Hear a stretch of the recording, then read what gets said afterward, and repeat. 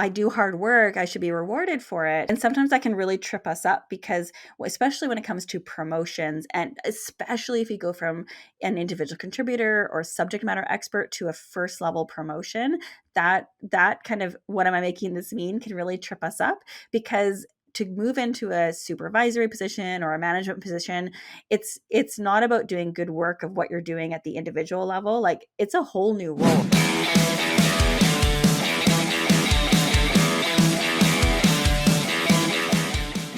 Hey Liz, welcome to the show.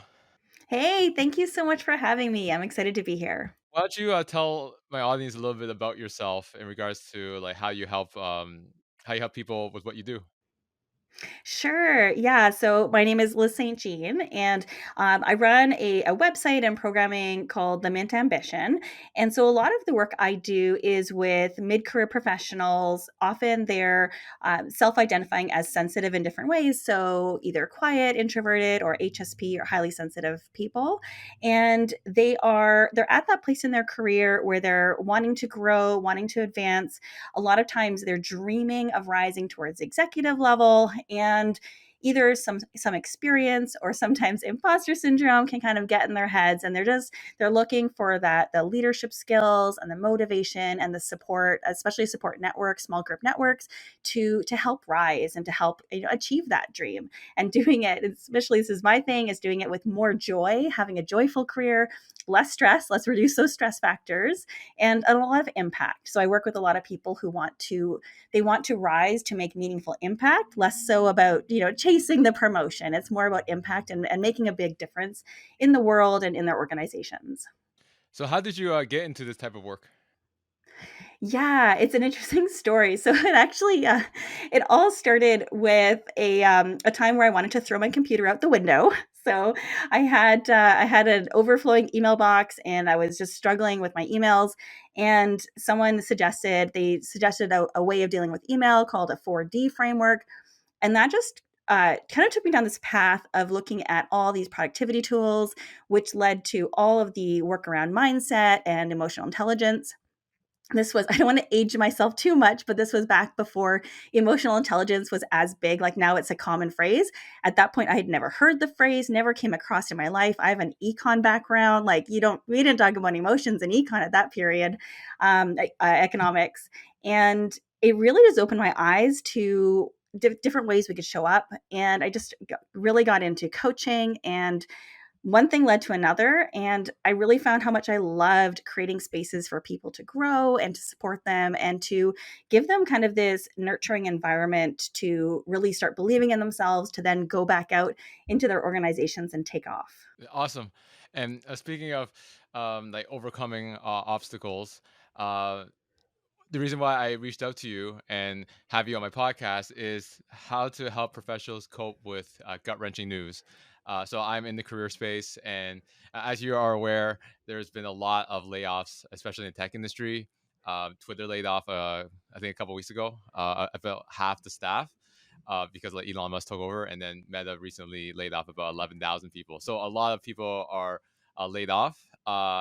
And how it worked for Meta, from what I've heard, is there was an announcement that layoffs will be happening, and people didn't know if it was going to be them. So they were some didn't couldn't sleep at last the night before. They were like checking their emails constantly. So it was very nervous, right? Very nerve wracking. And then unfortunately, some of them were selected to get laid off. So I wanted to have you on this podcast just to help my listeners who are facing various career hurdles, such as layoffs, getting not getting the promotion, or someone that has less tenure getting the promotion above you. So just talking about the common gut wrenching news that people face in a career, and how you can cope with them, so then you can come back stronger. So let's start off with the layoff, because that's the biggest thing in the news right now. So how would someone cope with that type of gut wrenching news? Yeah, so I have a I a kind of a simple set of 3 questions that I use that I think can work for any of those situations, but one of the things I always like to say is that or like to share is that we need to kind of set our foundation. So like the very first thing when we get hit with the news, gut-wrenching news, yes, like layoffs, the someone else got a promotion. One example I often hear of is people get promotions. They didn't even know the promotion was possible and someone else gets it. Like that is can be so gut-wrenching.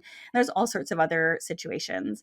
And we we want to be kind to ourselves first. So that's the foundation piece is like being kind to ourselves, giving ourselves that space and the grace and the compassion to essentially like feel the feels because we are going to have a lot of emotional response to that. So to be able to kind of deal with the all the thoughts that are coming up and like get to a more powerful place, we first need to make sure that we've worked through those really difficult emotions. And so some ways of doing that are you might talk with a trusted friend or mentor, but this is also a space where perhaps a coach could help. But especially if you do have access to a counselor or a therapeutic space, that can also be very helpful. So whatever is going to help us get to that place where we've processed the feelings, we've processed the emotions, and we can come to a place where we're now okay. Now, I've processed those emotions, and now I'm really ready to show up in a more powerful place. And I think especially to your question about the layoffs, that's probably especially important because there's going to be so much happening emotionally. So not just our thoughts, which I'm going to be coming back to, but emotionally, especially physically, there's going to be so much going on. So really identifying what's going to help you get to that place that you feel like you're ready to show up more powerfully. The other piece too is that sometimes for a lot of people, even if you don't have a place to talk about it, even just being able to process it, for some people it's journaling, and I know that comes up a lot, right? Being able to journal and write it down. I will share just for myself the way my brain works. I actually, even as a coach, I don't actually journal that much. My brain just doesn't process things that way. So just want to offer and share, even going out for walks where you are really processing as opposed to like spiraling or catastrophizing, but as much as you can process what's going on and really work through it, finding a way or a space to do that is really, really important. So, Yeah, for sure. In terms of what you said about going for walks, right? I think we're always so connected. We're looking at social media all the time. For example, LinkedIn. Oh, I got a new job, right? And then like comparing yourself to others with like Instagram, TikTok. So it is very mentally draining, for sure. So do you recommend like when you get that devastating news to like turn off all like communication and like go for a walk, like really clear your mind and don't think about like anything and be in the present moment? that can be so helpful. And there's sort of two ways. It's a kind of a chicken and egg a little bit. I was just actually talking to a client about this where the act of doing it can help get you to that place, right? Like going for the walk. I love what you said there about clearing off the electronics, kind of getting yourself off social media.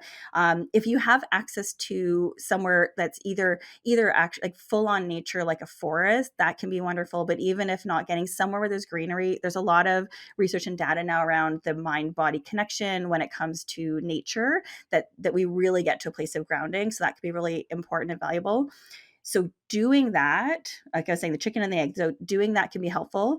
The egg part of it, it's a little bit more, a little bit more like, as one of my clients put it, like matrixy, where we're kind of like controlling our own minds, which is that you almost decide to get to that place by going. You're like, I am going to process. I'm going to get to a calmer place in my body by going there. So it's rather than expecting the going there to get you to that place, if that makes sense. It's kind of like you're choosing to get there by doing that thing. So whichever way gets you there, turning off the distractions, getting out for a walk, and especially getting into nature can be so, so, so valuable. Oh, for sure. And then you talked about like therapeutic, right? Earlier on? Yeah. So um how about like a support network? Do you think that that's good to leverage when you have or receive devastating news? Yeah, and this is where having a that support network, a trusted network, and especially if you do have people that you can really talk to that are going to give you that space to process. Sometimes we find ourselves in situations where it's like I call it a co-venting is a phrase sometimes that comes up where you vent about something and then someone else vents and it kind of spirals and it's sometimes it's less productive. And so it's kind of recognizing who is it that you can go to where when you bring up whatever's happening, you receive this news, they're providing what you need. Whether a lot of times we need a nurturing space, that warm, supportive, nurturing space. Who can provide that to you? And is it a peer? Is it a friend? Is it a I think I mentioned like trusted mentors. If you do have a coach or access to that support group or a peer group where you can go and you can be really be listened to and be heard. A lot of what I do is in small groups because what I have noticed is that it is helpful to be one on one, but sometimes going into a very small group that's trusted and people are really supporting you, it feels really good. And sometimes we need that, and it's okay to need that and to look for that and to look for that nurturing, supportive space. So yes, absolutely having that support network that you can talk to. One other question I want to ask in terms of like the venting part, right? Sometimes people just want to vent, but they don't really want a solution at that time, right? But people seem to want to butt in and give suggestions. So, what's your thoughts on that in regards to like when's a good time to just let them vent and listen, but don't really add your 2 cents, and when's the time to actually provide a suggestion?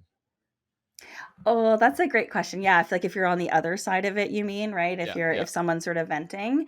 So there's a couple so I have different minds of this or different thoughts on this because we can like any person, like any human can have a different hat when they're talking to someone. So they can be that, BFF who's there and just like, when they just really need to vent and they're not really looking for solutions. They just need someone to be their best friend and support them and saying, no, yeah, this is a horrible situation. This sucks. It's not fair, right? We need that. And sometimes we can be more of a mentor or we can be an advisor or we can be a coach. In this case, I'm using the term coaching as in that someone's not bringing you a solution, they're helping you find your solution. Or they can be a sponsor or an advocate, even. So you can be all those things, and it really is a skill set. If for you, for whoever's listening, if you have someone who's venting, to really recognize, to practice recognizing what the other person needs. So sometimes you can ask them, you can just flat out ask them, what would be most helpful right now, like, which do you need your best friend to just listen and you want me to be here, do you want to work on some solutions, do you want to do you are you looking for advice? Sometimes we can just ask that question to find out, and other times you might need to use a bit more of your spidey senses and kind of recognize, use some of that emotional intelligence to recognize what the other person might be looking for. Because one of the things, especially on advice, we all humans love to give advice, we all love to do it. And one of the challenges with advice is that most of the time we're giving advice from our experience and our lens and our life and our personality and how we would approach things, and that may or may not be helpful for the other person because they're coming at the same problem from a different life experience, different lived experiences. They might have different personalities, different ways of approaching it. So that's one reason that advice isn't, not that it's bad, but it's not always the most helpful. The other reason is that there's some really interesting studies around this, that the human brain, like if let's say someone was giving me advice, I might kind of nod and be like, wow, that's really great advice. But because I'm taking it in, it's like a passive way. I'm taking it in passively. I'm less likely to do it, even if I think it's really great advice. Versus if I, in my own brain, come up with a solution, I'm much more likely to actually do it. It's like because the brain's almost more committed to doing it because it came up with it itself. So, yeah, but it can be helpful to give advice if the other person's looking for it. So, I don't want to say never give advice, but sometimes it can be really helpful to create a space where other people can come up with their own advice, so to speak, come up with their own solutions. Yeah, you made a good point, right? In terms of you're more likely to implement different solutions if you come up with it yourself compared to your friend or whoever is giving you the advice, right? So, like a perfect example, I started my building my personal brand on LinkedIn, right? It was just written text, but my friend like encouraged me to do video. You gotta do video to help you stand out, right? Like people gloss over written text, but you're not really resonating with your audience. So I kept procrastinating, I kept pushing it off, and now like I think almost 2 years later, now I'm doing video, right? And so we both arrived at the same conclusion. I needed to do video, but since it came from him, uh, I wasn't that bought into it yet. So I just said, okay, that's a good idea. Maybe I'll have time when I do it. Now it's like, okay, I think I have to do video. So I'm a perfect example of what you said in regards to you yourself have to buy into the idea for you to actually take action, not just someone giving you a suggestion where you think it's okay and you might have time to do it when you do. Yeah, totally. And sometimes I like to use the analogy sometimes of a triathlon. So triathlon, that's where you do what is I don't remember the order. I've never done one, but it's swimming and running and biking, right? It's these three different activities. And sometimes people are trying to give you tips on the biking when you're in the middle of swimming. And it's just like the timing might not even be there too. So people love to give advice and they're genuinely wanting to help.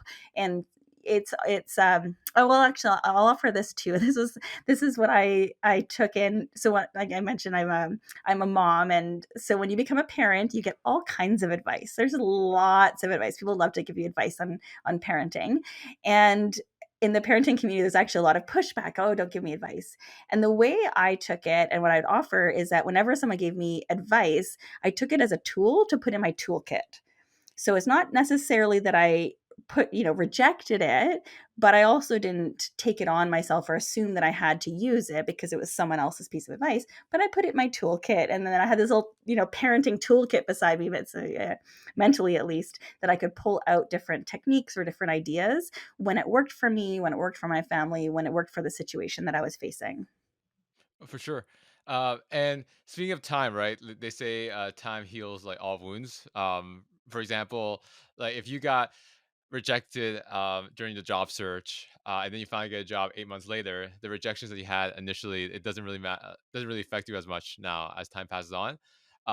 Is there a way to speed up that healing process with your strategies, or you think like at the end of the day, I think doing the right things is good, but time does help as well? Yeah, so there's a couple of things. Actually, this will be a good point. I'll come to my questions in a second here. I saw a graphic recently and it was actually talking about grief, but I remember seeing it and thinking, "Oh, this is really interesting for the career space or professional yeah, these, gut wrenching news space would be as well." And it was a graphic around a picture of three jars, and inside the jar was a ball, and it was talking about the grief. But I think in this case, like it's a similar emotion, right? When we get hit with something, and in the first graphic, the jar, like the ball, almost fills the jar. Right. And it's just like, it's so much, it's so there. We're very vulnerable to it. We feel very raw in it. And then with the next two pictures, you see the jar growing bigger. And so it's not necessarily even with the ball getting smaller, but that we also grow. And so as we grow, we can hold on to it. So I'm going to share some questions that maybe can also help with the ball itself and making the ball grow smaller. But I think it's also a piece around recognizing that we grow bigger as well, and that we can take on some of these bumps, or what feels like, it might even feel like more than a bump, right? Depending what happens, especially around the layoffs, right? It's not even just like a bump in a road, but feeling like we've just fallen into more of a hole in the road that just opened up down below us. But I really appreciated that idea of like, okay, as we go, we're going to grow, and we're either more capable of taking them on, but we also grow past that hurt. So I thought I'd share that with you. For sure. So speaking of questions, like what are those three questions as part of your framework to handle that gut wrenching news? So this is now the main point of our conversation is your three question framework, how you use to help your clients overcome gut wrenching news. Yeah. So these are the three questions. I'll share them and I'll kind of explain why I'm using them. So the very first question to ask yourself is, what am I making this mean? Okay. What am I making this mean? And the reason we ask that question is because a lot of times when we get hit with news, and the reason hits us hard, especially the piece around like other people getting promoted or things that we're seeing other people achieve on LinkedIn, is that we start making it mean a lot of things, and we make it mean something that's really impacting us, like I'm not good enough, or I'll never get that job, or everyone's doing so much better than myself. Like there's all we can we you know we it's very natural, it's very human to kind of tell ourselves things that aren't really so nice. I always tell people about with my one of my best friends, we talk about this, about our brain can be, sometimes our brain's not so nice to us, and autocorrect often turns it to Brian. So we've nicknamed our brains as Brian, and sometimes Brian can be kind of a jerk to us. So what am I making it mean is really a place for you to acknowledge and see what is that message that's happening that's making it um, creating all those extra feels that I was talking about earlier, all the feels. But again, this is why that foundational piece is so important. Like coming to a place where you can actually ask yourself that question is so important. So you ask yourself that first, what am I making this mean? And then to move to a more powerful place, the second question you want to ask is, what else could I make this mean? Okay, what else could I make this mean? And what you want to do with that question is really push yourself to see it, the situation, from different perspectives and in different lights. And to your point earlier about, time heals all wounds, like this will be easier kind of the further away you are from it when you're not so raw. But this is where you can start coming up with some really powerful interpretations about what it could mean, right? Okay, this is, I was in a real comfort zone in my career, and this is like, so an example, this is the kick in the pants I needed to really find the job that's going to challenge me and help me grow. Maybe it means that, but coming up with different perspectives on the same situation. And sometimes you can, like, if you're really able to get to a place, you can just like take out a blank piece of paper and just write down literally anything, everything that comes to mind. Like I said, if you're like me, maybe it's about going on a walk, but really thinking through like all the different ways you can make it mean, recognizing when Brian, your brain is trying to make it more negative, and really try to find what are some other powerful ways of looking at it. And then what you do with that, you take it and you look at all these different options, right? And you start to realize, like, wow, there's a lot of different ways that I can look at the same situation. And then you ask yourself, which meaning is most powerful for me right now? Okay. Or a variation of it is, which meaning is most useful to me right now? And then you kind of realize, like, okay, I actually get to pick. I can actually choose which meaning.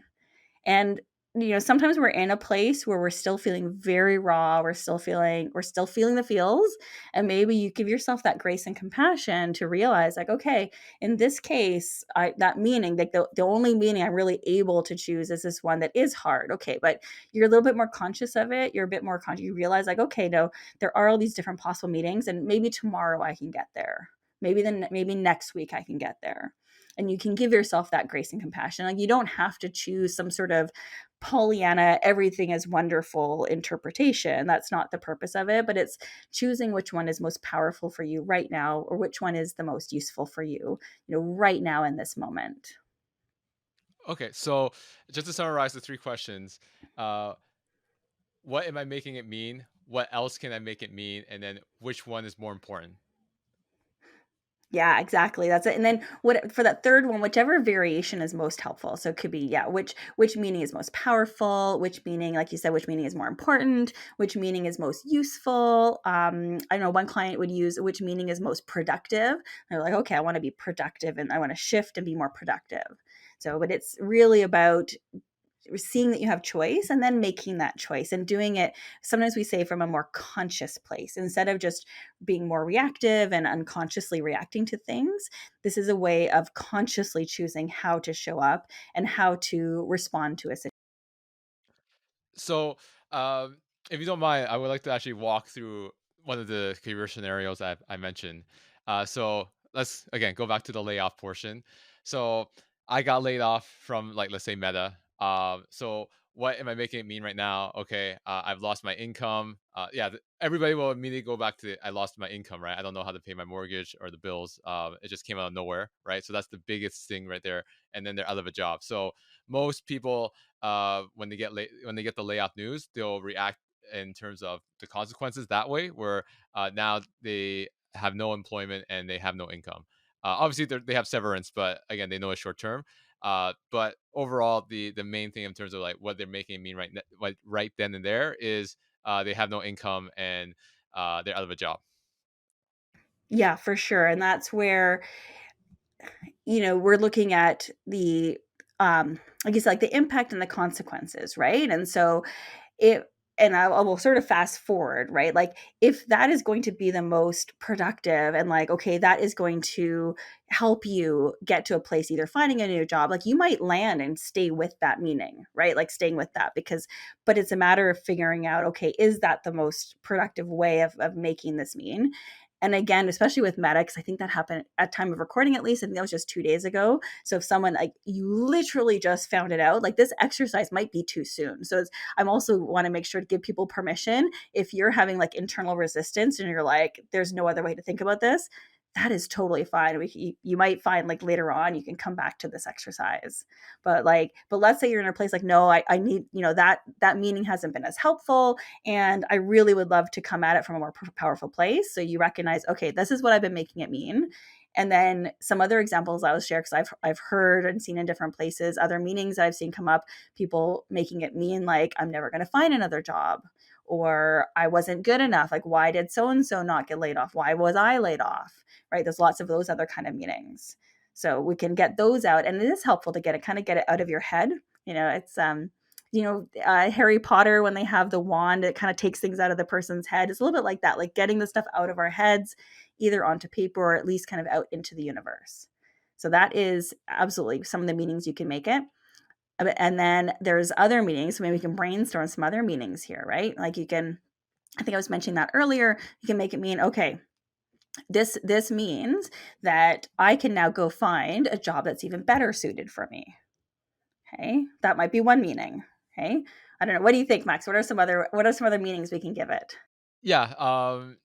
Maybe you wanted to like there's a passion project that you wanted to really start, or you were just working on it on the side. Maybe this is since you have all this free time now, because I know people at Meta don't just work 40 hours, probably work a lot more, but now they have all that free time. Maybe they can devote all that energy into um, create improving and increasing the growth of that passion project that they have. Another example is maybe they didn't have a lot of work life balance.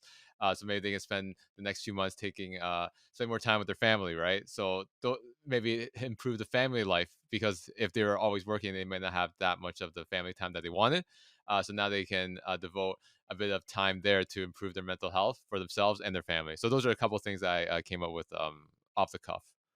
Yeah, for sure. Those are great ones, and kind of very similar to that second one is that like, oh, this is an unplanned sabbatical. I can use this as an unplanned sabbatical, or especially for me, I work with a lot of people who are mid career. What I hear from a lot of times is that they've kind of gone so far and they actually want to change careers, but they're so committed that they don't. So this could be oh wow, this is my again the kick in the pants piece. So like, oh, here's the kick in the pants to change career, to either reskill, upskill, or change direction. Here's this almost like an opportunity. But again, especially for layoffs is a heavy one, right? Like, especially for layoffs, that can be hard. So, for anyone listening, that is a hard jump to go from like getting laid off to jumping and seeing it as an opportunity.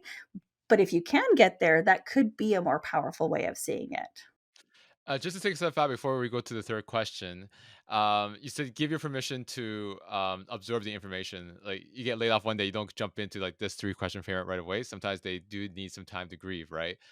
So what's what's the difference between like giving yourself enough time to grieve and then just procrastinating on like taking action for your next step? That's a fantastic question. And of course, I think it'd probably be obvious for a lot of people. It will depend on the person and their personality, right? Someone might be able to jump right to this like the next day. Someone else, like it might take a lot, it might take longer, it might, take days or weeks. I mean, perhaps even months. I don't work as much in this space. So I don't want to presuppose how long it might take someone. I think this is where, so for anyone listening, if you're kind of feeling like maybe you kind of feel a bit on the teetering edge, or you're still feeling that rawness, the emotion of that news, especially again on a layoff, but you kind of feel yourself teetering, you know, that is probably a sign that you're ready, and kind of think of, okay, what could give you that little nudge towards the other side of being more powerful, showing up more intentionally, showing up more consciously. And sometimes maybe like these three questions might help you get there. The that processing, it could be that you're just taking that time to not just process, but it's almost like process with intention. Like I was saying before about going out with the intention of processing. This might be the same way of like, what am I going to do, like intentionally, to shift myself into that place where I want to get. um but I would That's what I would think. I was just kind of recognize within yourself if you kind of feel like that's the image that comes to mind. Someone like kind of teetering. Like you do still feel that rawness and that emotion, but you feel that you're teetering towards being more powerful, being more intentional and conscious. All right, and then let's jump back to the third question. What do you want it to mean more to you, right? So it seems like when you get the bad news, you tend to be very reactive in terms of what it means right now, right? And then your second question is more of a proactive approach. Like, what can I make it mean to make it more positive? And then the third, as time passes, you tend to focus more on the second question, the answers to the second question compared to the first. Yeah, and that third question, what you take is you say, okay, what meaning is most useful, which meaning is more powerful, and then being able to choose.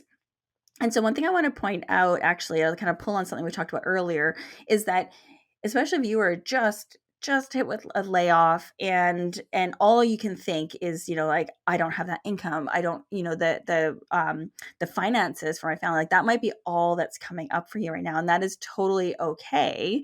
And what you might recognize is that, like, that might be, and that might actually be motivating and powerful, because it's going to get you working on your resume, get you out the door, get you networking, right? But I would encourage everyone to also consider, like, coming back to some of these questions, and coming back to, because they're that can be very draining on us, to be operating from that kind of energy level, that it's kind of like the fear motivation, that tightness. I don't know if anyone's feeling like, if it feels tight to operate from that place, and it can be motivating, but it will also be draining over time. So when we come back to, like, which meaning is most powerful right now, the right now is in there very deliberately, to recognize that it can change, and it can change over time. So right now in the beginning might be motivating to come from that place of the fear, to put it frankly, right? That fear of the income. Maybe come back to it in a few days or in a couple of weeks to say, okay, now maybe I'm in a place where I've had some more time to process, and now maybe a different way of coming at it would be more powerful for me right now. For sure. And let's go to another relevant example for my audience. As I think we talked about this offline in regards to getting passed up for a promotion, or getting or not getting that raise, right? So that's one of the other gut wrenching news. So you have one where you get an unexpected layoff, and then you have another one that um, you're not moving up the career ladder that you want to. Either or, for both scenarios, there is obstacle in your way when it comes to progressing in your career.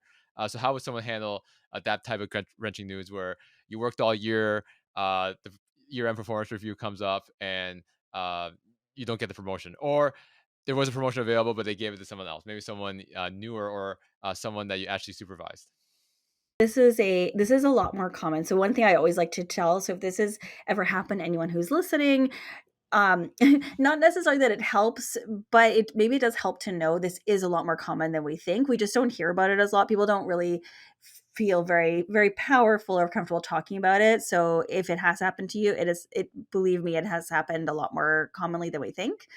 And so the three questions would still stand. What am I making this mean? What else could I make it mean? And which meaning is most powerful? The twist that I would put in for this situation, that can be interesting if you are comfortable or courageous enough to do, is sometimes we need to get a little bit more information. Okay. So sometimes what I see is when people get hit with this news, the what am I making this mean? Or even like right to question two, what else can I make it mean? Ends up being very much around, I'm not appreciated, I'm not valued, my manager doesn't appreciate me. There's a lot of around that. And sometimes it can be very helpful to, again, be courageous with this, but to go and ask some questions and to find out a bit more.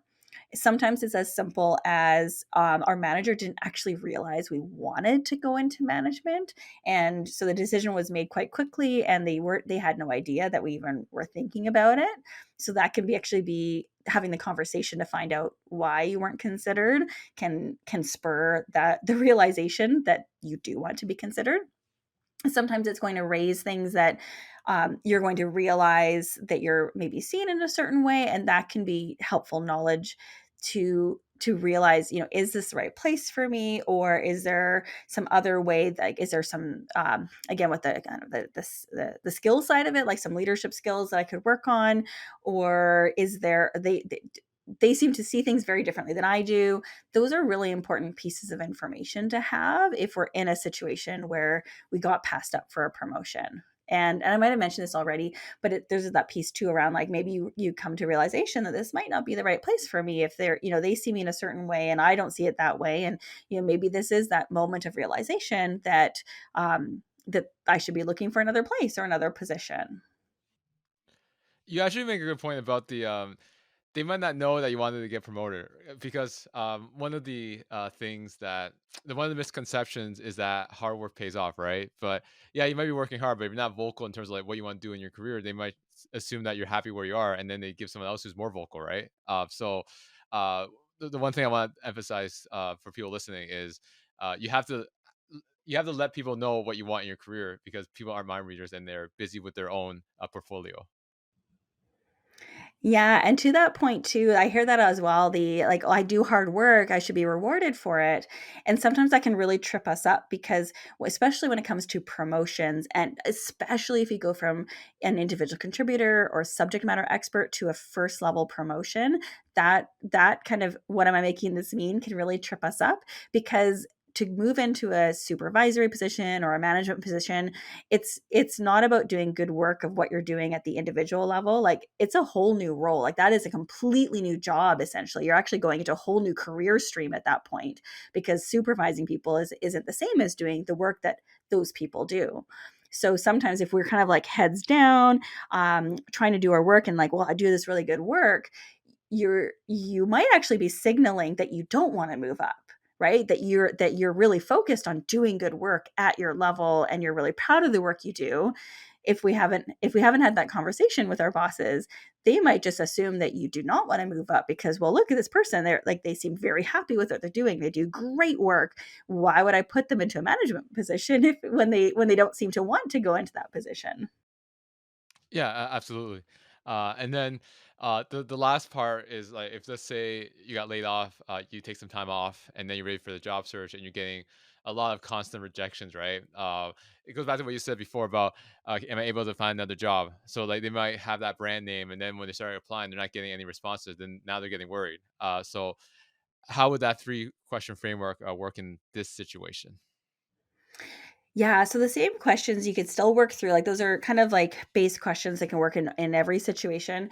The piece I would add on for someone who's going through job search and they're dealing with rejections, there's 2 types of that, right? I mean, there's probably more, but let's look at 2 types. One is that you're applying to, like, 20 jobs a day and you're not hearing back, you're being ghosted, or you're getting rejected. And then the other one is that you've applied to a position, you've got like your eye on the prize, you've applied to this like perfect job, absolutely perfect, and then you got rejected from it. And it's people quite often fall into one or the other. So version number one, where you're applying to lots and lots and lots and you're being rejected, the piece I would we want to look at is that is taking a look at our job application process, and are we, it's kind of like throwing spaghetti at the wall if we're applying to that many and not hearing back. So quite often it's a matter of kind of taking that step back, and this is actually where I think the questions can be helpful, because we can almost trip ourselves up, if we apply and we're not getting the result we want, and we can keep applying and keep applying, and it's almost like tighter and tighter and tighter and tighter trying to get that job. And so this process, what I really want, if you feel like you're in that situation, is really take a step back, almost like take a breath, like a mental breath, even physical breath can help too. Just okay, what else can I make this mean? And some of the what else like can I make this mean might be that, maybe I'm not, maybe I haven't tailored my resume to situations.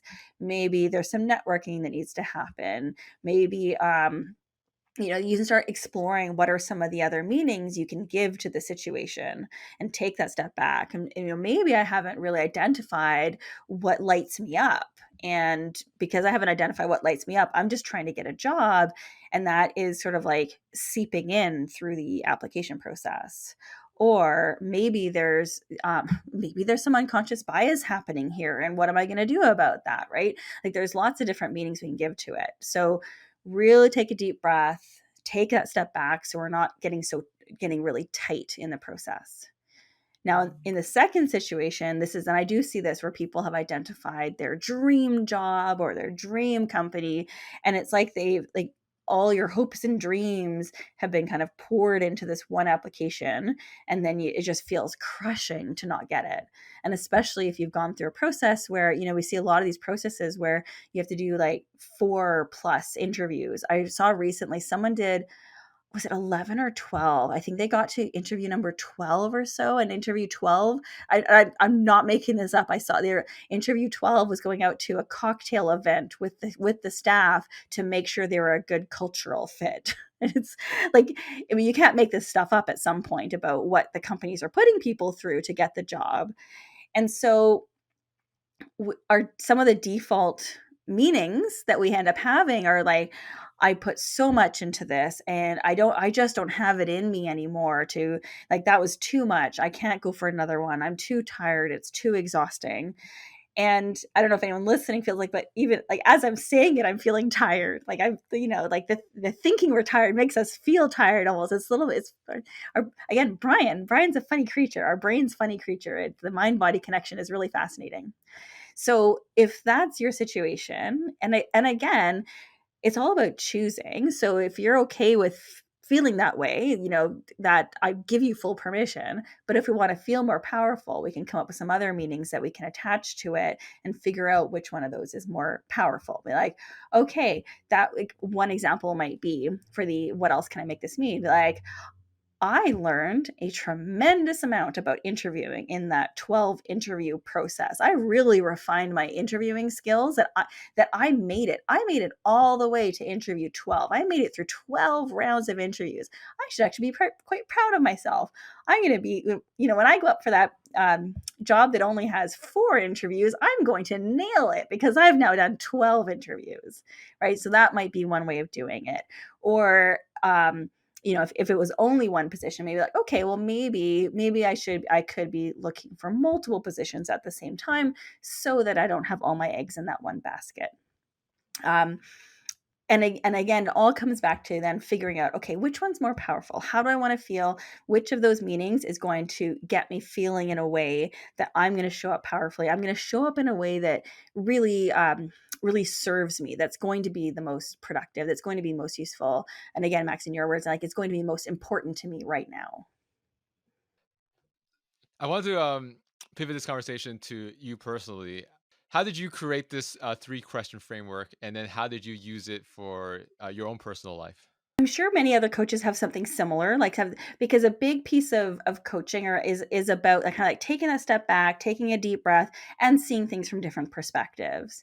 So for me, I think just because my my brain, so a little bit on the neurodivergent side, and my brain just likes things to be structured and simple. So I liked having kind of 3 questions, and for me, it was coming up. It was come up in a few different ways, but often for me, it ends up coming up to do with interpersonal relationships. And when something doesn't quite go the way I expect, or it feels like I'm having a conflict, it's because I noticed over the years it's so easy, both for me personally, but I think it's probably a human tendency. It's very easy to either catastrophize, like our brain goes to catastrophes, or to interpret things from a more negative place. So like I'm what's called a high self monitor, which means that I'm very attuned. I spend I spend a lot of brain power being aware of how people might see me, and also especially my impact on people. Am I having a positive impact? Because I do like to have positive impact in the world, so I pay attention to that.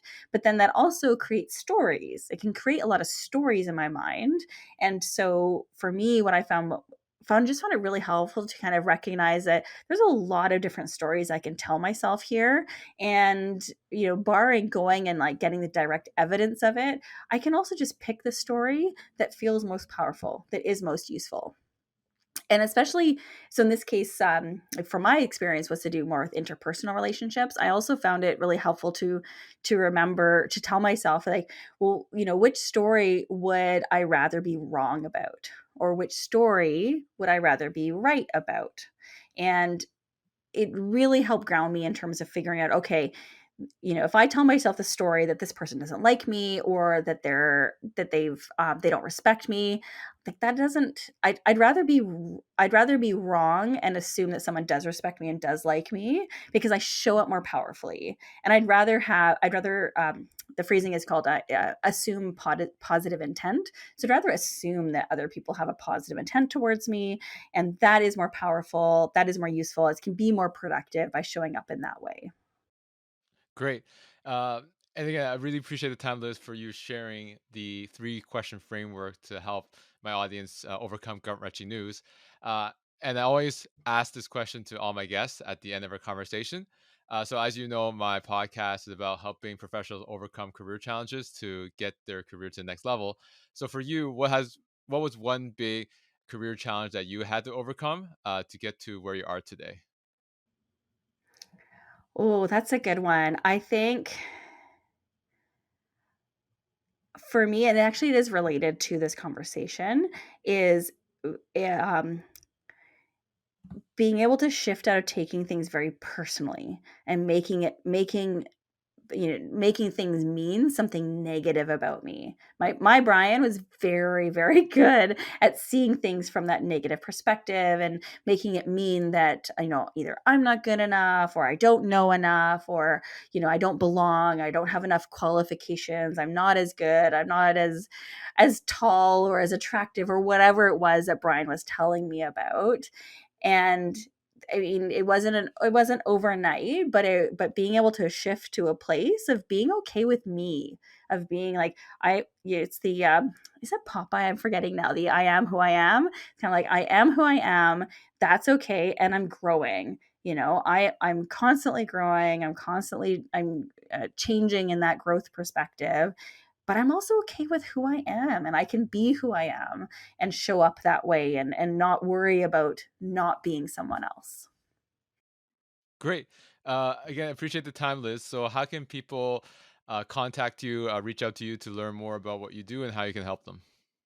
Sure. Yeah. So there's a few different ways. One, I also have a podcast if anyone wants to listen. It's called Unruly Leadership, with it spelled with an E, unruly with an E. So ignore the rules, leadership.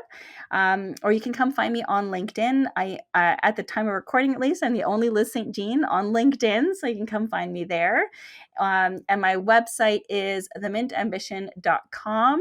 Come on over. I've got different free resources on my website as well about advancing your career with more joy, less stress, and a whole lot of impact. Great. Thanks, Liz, again. Thanks so much. Thanks for having me here, and thanks everyone for listening. Thank you so much for watching. For more content on careers, job search, and self improvement, make sure to hit that subscribe button.